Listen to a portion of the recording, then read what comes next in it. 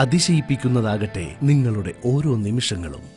Adorn ornaments and cosmetics, Perumbavoor.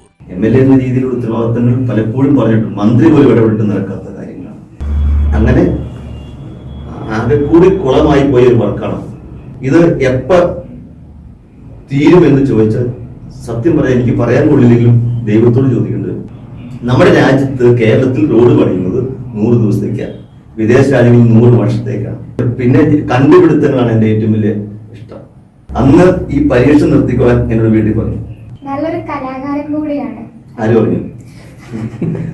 എന്നെ പറ്റി ഒരു ചാനലുകാരൻ പറഞ്ഞത് എൻ്റെ ഒരു കവിതാ പുസ്തകമുണ്ട്, അതിന്റെ പേര് എന്റെ ഭ്രാന്തി എന്നാണ്. അപ്പൊ ഈ പുസ്തകം അതിൽ എന്റെ ഭ്രാന്തി, നിന്റെ ഭ്രാന്താണ് എനിക്കിഷ്ടം, നിന്റെ പേപിടിച്ച വാക്കുകൾ എന്നെ പിടിപ്പിക്കുമ്പോൾ നിന്റെ പൊട്ടിച്ചിരികളിൽ എന്റെ പ്രണയം പൊട്ടിച്ചിതറും. 1000 കോപ്പി അടിച്ചതിന്റെ 990 എന്റെ വീട്ടിലിരിക്കുക. എന്റെ ഭാര്യ വായിച്ചാൽ അന്ന് ഡിവോഴ്സ് ചെയ്യും. മണ്ണൂർ പോഞ്ഞാശ്ശേരി റോഡ്, ട്രാവൻകൂർ റയോൺസിൽ ഈ പദ്ധതികൾക്കൊക്കെ ഇനി എത്ര നാളും കൂടി പെരുമ്പാവൂർക്ക് ജനങ്ങൾ കാത്തിരിക്കേണ്ടി വരും? മണ്ണൂർ പോഞ്ഞാശ്ശേരി റോഡ് എന്ന് പറഞ്ഞാൽ ഒരു കഥ എഴുതാനുള്ള മാറ്റമുണ്ട്. കെടുകാര്യസ്ഥതയുടെ ഉദ്യോഗസ്ഥ കോൺട്രാക്ടർ, അഴിമതിയുടെയും കാര്യക്ഷമതയില്ലാത്ത ഉദ്യോഗസ്ഥരുടെയും ഒക്കെ ഫലമായിട്ടാണ് ഇത്തരം വർക്കുകൾ ഈ രാജ്യത്തുണ്ടാകുന്നത്. 100-ലധികം മീറ്റിങ്ങുകൾ നടത്തി അതിനു വേണ്ടി ഞാൻ. അപ്പൊ MLA ഉത്തരവാദിത്വം ഇല്ലേ എന്ന് ചോദിക്കും. MLA എന്ന രീതിയിലുള്ള ഉത്തരവാദിത്തങ്ങൾ പലപ്പോഴും പറഞ്ഞിട്ടുണ്ട്. മന്ത്രി പോലും ഇടപെട്ട് നടക്കാത്ത കാര്യങ്ങളാണ്. ഒന്നാമത് അതിന്റെ എസ്റ്റിമേറ്റ് എടുത്ത് തന്നെ പൊട്ടത്തെറ്റാണ്. ഞാൻ MCOM കാരൻ, എനിക്ക് എസ്റ്റിമേറ്റ് എടുക്കാൻ അറിയത്തില്ല. പക്ഷെ എസ്റ്റിമേറ്റ് 23 കോടി രൂപയുടെ എസ്റ്റിമേറ്റ് എടുത്തു. ഇന്ന് അവർ പറഞ്ഞു 16 കോടി കൂടി ഉണ്ടെങ്കിൽ ആ വർക്ക് തീരോടും. രണ്ടാമത് അതിന്റെ സർവേ തെറ്റായിരുന്നു. ഒന്ന് ഡ്രോൺ സർവേ എടുത്തു, 2 ടോട്ടൽ സ്റ്റേഷൻ സർവേ എടുത്തു. ഈ 2 സർവേ 2 ദൂരമാണ്. ഡ്രോൺ സർവേ ആകാശത്തോട് പോകാൻ ഇത് വെച്ചിട്ട് എടുക്കുന്ന ടോട്ടൽ സ്റ്റേഷൻ, അതിന് 2ന്റെ സെൻട്രൽ പോയിന്റ് തെറ്റായിരുന്നു. അതൊക്കെ ഉദ്യോഗസ്ഥർ ചെയ്യുന്ന കാര്യങ്ങളാണ്. രണ്ടാമത് അതിന്റെ എസ്റ്റിമേറ്റ് പൊട്ടത്തെറ്റായിരുന്നു. മൂന്നാമത് ഈ കിഫ്ബി എഴുതുന്ന വർക്കുകൾക്കെല്ലാം കാലതാമസം ഉണ്ടാക്കുകയാണ്. ഒരു റോഡ് 1 വർഷം കഴിഞ്ഞ് പണിതില്ലെങ്കിൽ വീണ്ടും വണ്ടിയോട് വീണ്ടും നശിച്ചുകൊണ്ടിരിക്കും. അങ്ങനെ യൂട്ടിലിറ്റി ഷിഫ്റ്റിങ് 1.5 വർഷം എടുക്കും. അങ്ങനെ ആകെ കൂടി കുളമായി പോയ ഒരു വർക്കാണ്.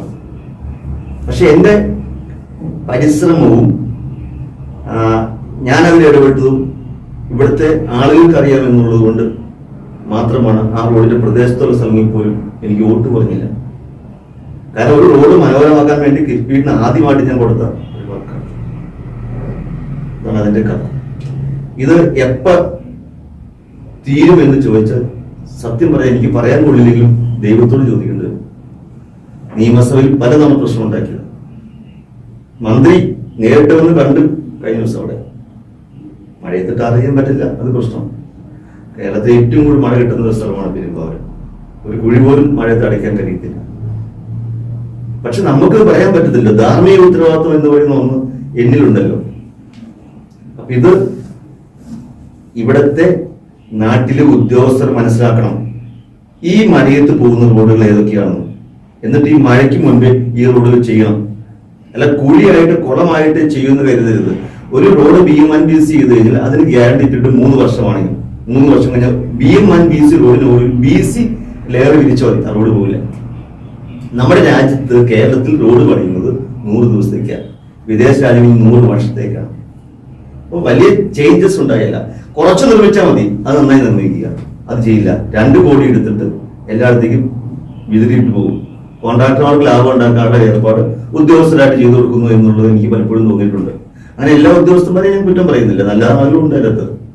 പക്ഷെ തന്റെ കഴിവും പ്രാപ്തിയും ഒക്കെ ചെയ്യേണ്ടത് ഉദ്യോഗസ്ഥ സർക്കാർ ശമ്പളം വാങ്ങിയിട്ടാണ്.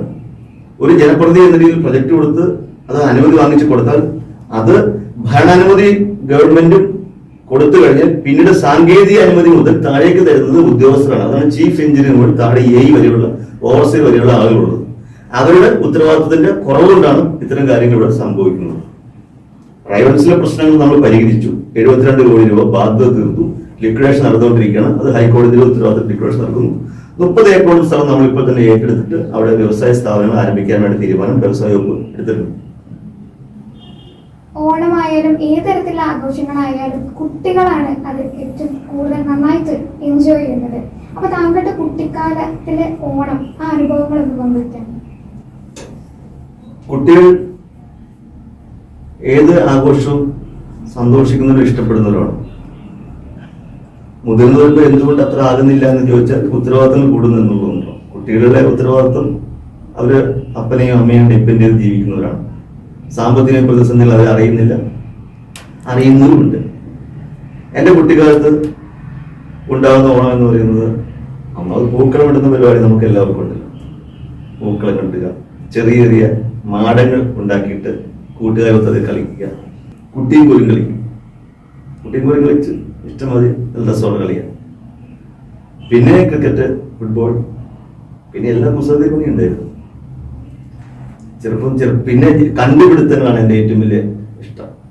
ഈ സ്കൂളിലൊക്കെ ടീച്ചേഴ്സ് പഠിപ്പിക്കുമല്ലോ, ഈ പച്ച ഇരുമ്പിൽ ചെമ്പുവന്തി ചുറ്റി അതിലൂടെ വൈദ്യുതരം കടത്തിവിട്ട കാന്തമായി തീരുന്നു. ഞാൻ ഏഴി പഠിക്കുന്ന സമയത്താണ്. വീട്ടിൽ ആരുമില്ല. അപ്പൊ ഞാൻ ഈ പച്ച ഇരുമ്പെന്ന് എനിക്കറിയില്ല. ഞാനിങ്ങനെ നോക്കിയപ്പോൾ മഴ തന്നെ ഒരു ഇരുമ്പ് കഷ്ണം കണ്ടു. അതായത് പച്ച ഇരുമ്പെന്ന് നോക്കി അതേ കൊണ്ട് അത് ചെമ്പുവന്തി ചുറ്റി രഹസ്യമായിട്ട് കൊണ്ട് ആരും പ്ലേറ്റിലേക്ക് കുത്തി ഉണക്കി വയ്ക്കും. ഭാഗ്യം കൊണ്ട് കാറ്റടിച്ച് മരിക്കരുത്. അന്നാ ഞാൻ കറുത്തു പോയി ഉള്ളിൽ.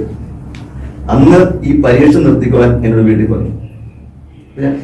കണ്ടമാനം കണ്ടുപിടുത്തം നടത്തുന്ന ആഗ്രഹിക്കുക, ചേഞ്ചസ് ഉണ്ടാകണമെന്ന് ആഗ്രഹിക്കുക, ഒത്തിരി ചിന്തിക്കുക, പ്രാർത്ഥിക്കുക, ഇതൊക്കെ എൻ്റെ വിനോദമാണ്. ഓണക്കാലത്ത് വലിയ ഓണപരീക്ഷ കഴിഞ്ഞാലുണ്ടാവും സന്തോഷം, ഓണത്തിനുണ്ട്. പക്ഷെ ഓണം സ്കൂളിൽ ചെല്ലുമ്പോൾ സന്തോഷം ഇല്ലാവും. മാർക്ക് ലിസ്റ്റ് കിട്ടുമ്പോൾ ചെറിയൊരു ഞാൻ വലിയ പഠിക്കാൻ വലിയ മിടുക്കണമെന്നായിരുന്നു. പക്ഷെ അത് ഓരോ ദിവസവും സന്തോഷിച്ചിട്ടുണ്ട്, ദുഃഖിച്ചിട്ടുണ്ട്. ഓണത്തിന് എന്ത് ആശംസയാണ് പെരുമ്പാവൂരിലെ ജനങ്ങൾക്ക് കൊടുക്കാനുള്ളത്? എങ്ങനെ ആഘോഷിക്കണം ഈ കോവിഡ് കാലത്ത് ഓണം? സന്തോഷത്തോടുകൂടി, സമാധാനത്തോടുകൂടി കുടുംബങ്ങളിൽ സ്നേഹം വിതറുക. ഏത് ആഘോഷമായാലും അവരുടെ അപ്പനാണല്ലോ വീട്ടിൽ പ്രധാനപ്പെട്ട. അപ്പൻ മക്കൾക്ക് സന്തോഷം കൊടുക്കുക എന്നുള്ളത്. എനിക്ക് എന്നെ ഏറ്റവും കൂടുതൽ വേദനിപ്പിക്കുന്ന ചില അപ്പന്മാര് വീടുകളിൽ ചെന്ന് ആഘോഷങ്ങളിൽ വെള്ളമടിച്ച് ഭാര്യ മക്കളെ തല്ലുക, മക്കളെ ബുദ്ധിമുട്ട്. അതൊക്കെ എനിക്ക് എന്നെ വല്ലാതെ ദുഃഖിക്കുന്ന ഒന്നാണ്. അങ്ങനെ ഒരു സംഭവം ഉണ്ടാവില്ലെന്ന് ഞാൻ എപ്പോഴും ആഗ്രഹിക്കാറുണ്ട്. നമ്മൾ അനുഭവിക്കുന്ന ദുഃഖവും ദുരിതവും നമ്മുടെ മക്കൾക്ക് ഉണ്ടായത്.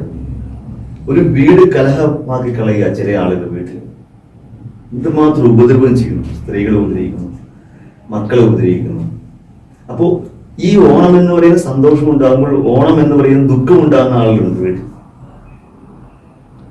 ഓണത്തിന് വീട്ടിലേക്ക് കയറി വരുന്ന അപ്പനോടത്ത് നെഞ്ചു പിടഞ്ഞിരിക്കുന്ന മക്കളുണ്ട്. അപ്പൻ തിരിച്ചു വരില്ലേ എന്ന് ആഗ്രഹിക്കുന്ന കുട്ടികളുണ്ട്, അറിയാം. അപ്പോൾ ഓരോ ആഘോഷങ്ങളുടെ മറവിലും 1000 ദുഃഖങ്ങളുണ്ട്. ആ ദുഃഖങ്ങൾ ഇല്ലാതിരിക്കുകയാണ് നല്ലത്. ഒരു ആഘോഷം ഇല്ലാതെ വലിയ പ്രശ്നം ഉണ്ടാവില്ല. നമുക്ക് എന്നും ആഘോഷങ്ങളുണ്ടല്ലോ. എല്ലാ മതസ്ഥർക്കും ആഘോഷമുണ്ട്, എല്ലാവർക്കും ഉണ്ട് ആഘോഷം. ഈ ആഘോഷങ്ങളിൽ അവര് ഒരു തിരി തെളിച്ചു വെച്ചാൽ ആ തിരി കെട്ടുപോകാതിരിക്കുക എന്നുള്ളതാണ്. അല്ലെങ്കിൽ അത്തരക്കാർ വീടുകളിൽ പ്രതിസന്ധി ഉണ്ടാക്കാതിരിക്കുക എന്നുള്ളതാണ്. അവരുടെ ആഘോഷങ്ങളിലേക്ക് പോയാലും മക്കളെയും ഭാര്യയും ഉപദ്രവിക്കാതിരിക്കുക എന്നുള്ളതാണ്. അപ്പോൾ അതുകൊണ്ടാണ് പല ആളുകളും വിവാഹം കഴിച്ചത് ദുഃഖമായി പോയി എന്ന് പറയുന്ന ആളുകൾ. കുടുംബത്തിന്റെ സന്തോഷം കെടുത്താതിരിക്കുക, എല്ലാവരും സന്തോഷത്തോടെ ജീവിക്കുക, മരിക്കുമ്പോഴും സന്തോഷകരമായി ജീവിക്കുക എന്നുള്ളതാണ് ജീവിതത്തിൽ ഏറ്റവും വലിയ നേട്ടം. ആരാണ് ഏറ്റവും വലിയ സമ്പന്നൻ, ആരാണ് ഏറ്റവും വലിയ കോടീശൻ?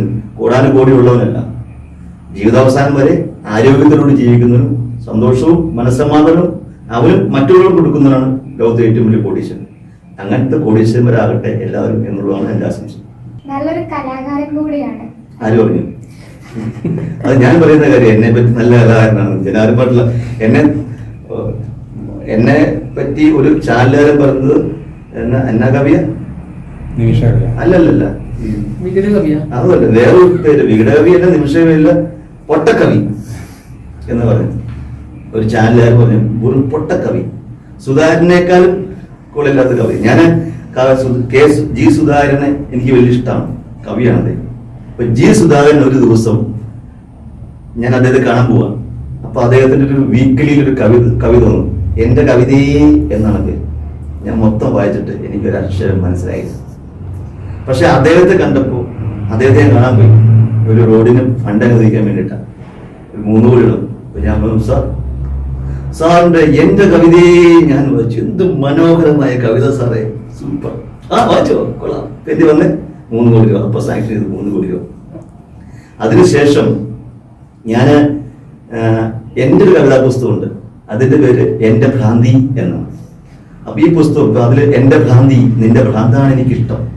നിന്റെ പേപിടിച്ച വാക്കുകൾ എന്നെ പിടിപ്പിക്കുമ്പോൾ നിന്റെ പൊട്ടിച്ചിരികളിൽ എന്റെ പ്രണയം പൊട്ടിച്ചിതറും. എന്റെ ഭ്രാന്തി, നിന്റെ ഭ്രാന്താണ് എനിക്കിഷ്ടം.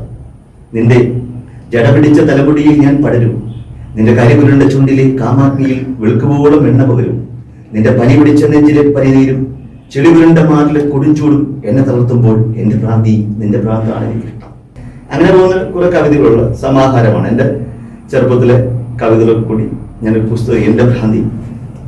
ഈ ഭ്രാന്തി എന്ന് പറയുന്ന പുസ്തകം ഞാൻ ആൾക്ക് കൊടുത്തു, ജി സുധാകരന് കൊടുത്തു.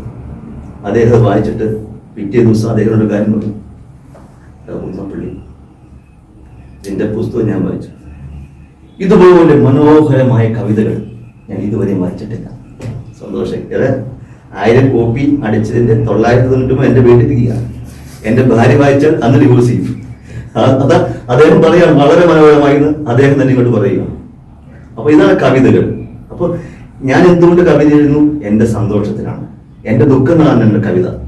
ഇപ്പൊ ഒരു കവിതയുണ്ട്, ഞാൻ പണ്ട് എഴുതിയ കവിത, ഇനി എത്ര നാഴിക, മണ്ണെണ്ണ കത്തും വിളക്കിന്റെ വെട്ടത്തിൽ കണ്ണുനീർ വീഴ്ത്തി കാത്തിരിക്കുന്നവൾ, നേരം പടിഞ്ഞാട്ട് വീണ്ടും കുതിക്കുന്നു, നേരം പുലരുവാൻ ഇനി എത്ര നാഴിക, കണ്ണുനീരുമായി കൈകോർക്കുന്നു മണ്ണിൽ, കണ്ണിൽ കിനാവ് മറയുന്നു, മണ്ണിൽ ഓർമ്മകൾ നൃത്തമാടുന്നു.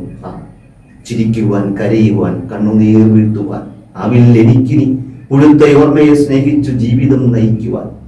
ഇനിയും ഇനിയും ഒരു പിടി മുന്നോട്ടുണരുവാൻ എന്റെ മനം എന്നേ തറന്നു. എന്നിന് ഹരിതകണം ഒന്നുമില്ല അറിയ നീ, എന്റെ ഹൃത്തണയുവാൻ കാലമിനി നാഴിക. അപ്പൊ ഞാൻ ഈ കവിത എഴുതുന്ന എന്റെ ഫീലിംഗ് ആണ്, എന്റെ വിഷമങ്ങളാണ്, എന്റെ ദുഃഖങ്ങളാണ്, എന്റെ പ്രണയങ്ങളാണ് എന്റെ കവിതകൾ. അത് എന്റെ സന്തോഷത്തിൽ ഞാൻ എഴുതുന്നതാണ്. ഇപ്പൊ ഞാനൊരു ഒരു കവിത എഴുതിയ മറ്റേ അരൂർ MLA കൊടുത്തിട്ടുണ്ട്. അത് ഞാൻ അവരെ കൂടെ പാടിക്കും, നന്നായി ട്യൂൺ ചെയ്ത് നല്ലൊരു പാട്ടാൻ ആഗ്രഹിക്കുന്നുണ്ട്. ഹൃദയം തുറക്കുന്ന താക്കോൽ കിളി, ഏതു നിലവിളി കേട്ടു നീ വന്നു, പ്രണയം ഉറങ്ങിയ സന്ധിയിൽ നീ ചേക്കേറിയതെന്തിനീ കൂട്ടിൽ, മഴ പെയ്തു നനഞ്ഞൊരീ ഹൃത്തിൽ ഒരു തരി പ്രണയവും ഇനിയില്ല, ഇരുളിൽ നീ നിഴലായി മാറി ഒരു പൊരുളും വെളിവായില്ല, തിരികെ പറന്നു പോകൂ എൻ്റെ തിരിയിനി തെളിയുകയില്ല, മഴ തോർന്നെൻ്റെ മനസ്സുണരുമ്പോൾ തിരികെ ഞാൻ വിളിക്കാം, തിരി തെളിച്ചിരിക്കാം, ഒരു തിരിയാൻ തെളിയാം. ഇത് നമ്മൾ ഒരു നന്നായി മ്യൂസിക് കൊടുത്ത് നന്നായി പാടണം ഒരാളെ കൊണ്ട് എന്നുള്ളതാണ് എൻ്റെ ആഗ്രഹം. ഇതൊക്കെ എൻ്റെ സന്തോഷത്തിന് വേണ്ടി ഞാൻ എഴുതുന്നതാണ്. നിങ്ങൾക്ക് സ്വീകരിക്കാം, തിരസ്കരിക്കാം. അപ്പോൾ എല്ലാ പ്രേക്ഷകർക്കും എൻ്റെ എല്ലാവിധ ഓണ ആശംസകളും. നന്മയുടെയും സ്നേഹത്തിൻ്റെയും സന്തോഷത്തിൻ്റെയും ഒരു ഓണമാകണം ഈ കോവിഡ് പ്രതിസന്ധിയിൽ നമുക്ക് ഉണ്ടാകേണ്ടത്. തീർച്ചയായും പ്രതിസന്ധികളെ തരണം ചെയ്ത് മുന്നോട്ട് പോവുക. എല്ലാം നഷ്ടപ്പെട്ടു എന്ന് തോന്നുന്നിടത്ത് എല്ലാം ആരംഭിക്കുക. ഒരുപാട് നഷ്ടങ്ങളുണ്ടായി ഈ വർഷം. ഒത്തിരി ബിസിനസ്സുകൾ പൂട്ടിപ്പോയി, സാമ്പത്തിക പ്രതിസന്ധികൾ എല്ലാം ഉണ്ട്. അത് നിങ്ങൾ ഒരാളുടെ മാത്രം കാര്യമല്ല, എല്ലാവരുടെയും കാര്യമാണ്. അതുകൊണ്ട് നമുക്ക് ചിറകടിച്ച് പറന്ന് ഉയരാം.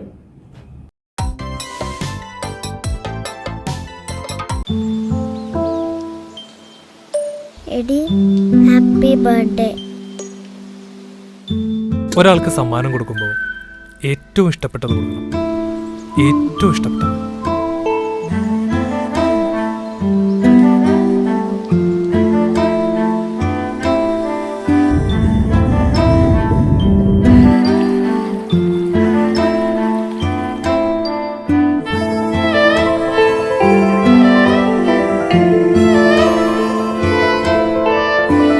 സ്കൂളിൽ പോകാൻ പറ്റണേ, ഗിഫ്റ്റ് കൊടുക്കാൻ പറ്റണേ. അങ്ങനെ ഏറ്റവും ഇഷ്ടപ്പെട്ടത് കാത്തുവയ്ക്കാൻ ഞങ്ങളും കൂടെ ഉണ്ടാകും. Adorn ornaments and